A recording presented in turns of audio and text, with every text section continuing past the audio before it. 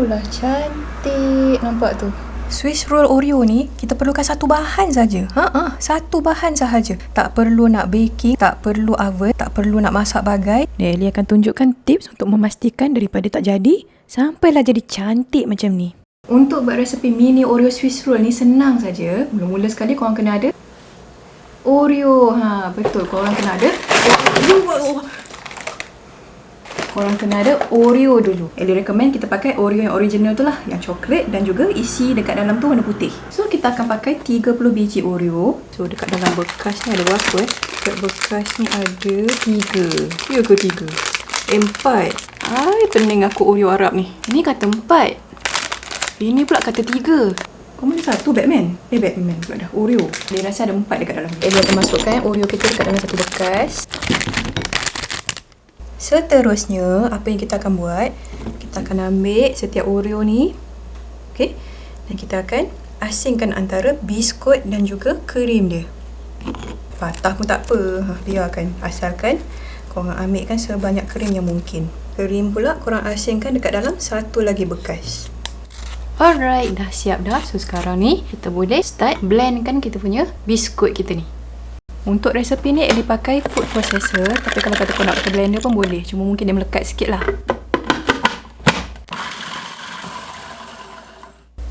Nampak tu, dia dah macam jadi halus, macam serbuk-serbuk macam tu kan. Sekarang ni apa kita akan buat, kita nak buatkan bentuk dough sikit. Kita akan masukkan sedikit air. Masuklah dalam 2 ke 3 sudu besar dulu.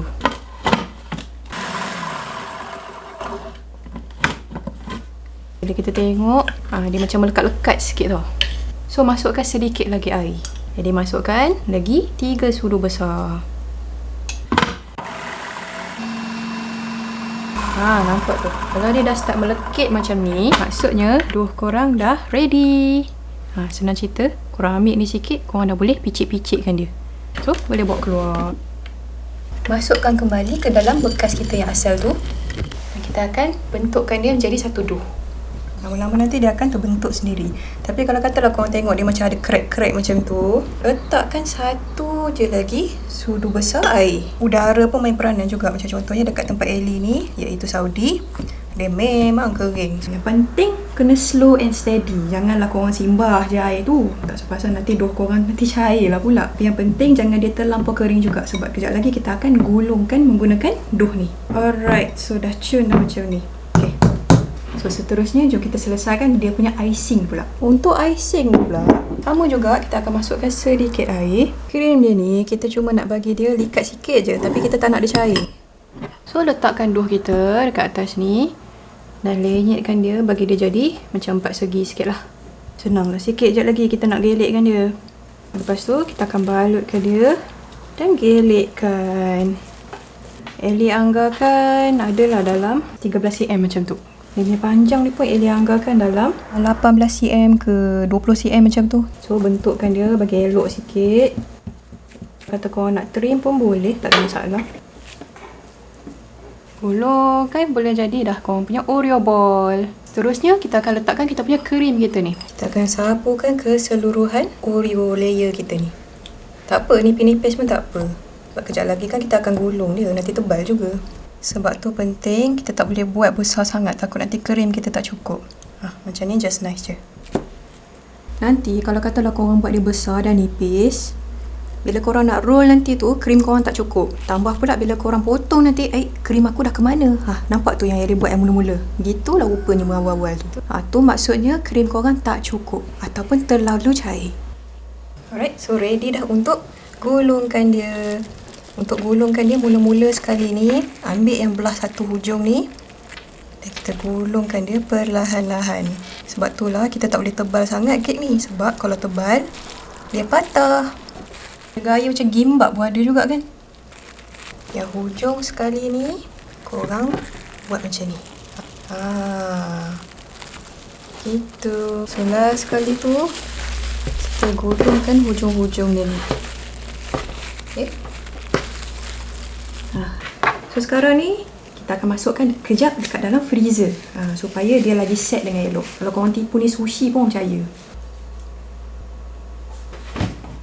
Tahu Joko dah siap ya? Okey, gimbap. Gimbap pula dah. Oreo sushi roll kita. Oreo. Apa benda tu ni? Oreo Swiss roll kita dah pun set elok dah. So sekarang ni kita nak potongkan dia. Tadi tu Ellie masuk dengan freezer. Tak adalah lama sangat. Adalah dalam 15-20 minit macam tu. Sekarang jom potongkan dia. Ellie rasa lah potong dengan pisau ni dia macam jadi macam ni tau. So apa yang kita akan buat, kita akan ambilkan tali ni, masukkan dekat bawah, silangkan dia macam ni dan potong.